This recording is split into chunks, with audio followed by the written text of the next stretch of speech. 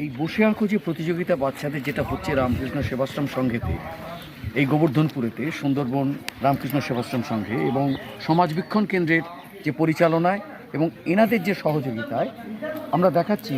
দেখুন, এলাকার সমস্ত ছেলেমেয়েরা কীভাবে এসে স্বতঃস্ফূর্তভাবে আঁকছে।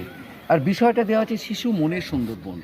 শিশু মনের সুন্দরবন, ওরা যা সুন্দরবনকে যেভাবে ভাবছে সেটাই দেওয়া হবে, তারা আঁকছে এবং যে যার মতো যেভাবে ইচ্ছে বসে আঁকো। প্রতিযোগিতা নয়, এটা প্রতিযোগিতামূলক কোনো ব্যাপার নয়, এটা সবাই শংসাপত্র পাবে।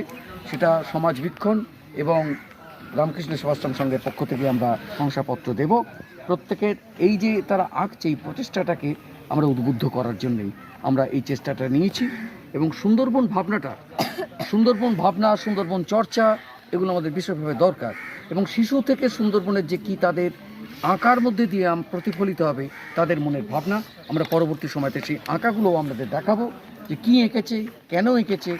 কিছু কিছু যাদের আমরা বেছে নেবো, কেন এখানে প্রায় শতাধিক ছেলেমেয়েরা তারা আঁকছে এই রামকৃষ্ণ সেবাশ্রম সংঘের গদাধর মঞ্চের সামনেই এবং গদাধর মঞ্চের মধ্যেও।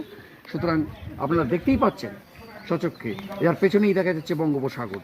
এই বঙ্গোপসাগরের কূলেতে এখানে রামকৃষ্ণ সেবাশ্রম সংঘ, প্রকৃতির মধ্যে যে রামকৃষ্ণ সেবাশ্রম সংঘ আর প্রকৃতির মধ্যেই খোলা আকাশের নিচে এই বাচ্চা ছেলেমেয়েরা তারা আঁকছে এই সুন্দরবনের প্রকৃতিকে।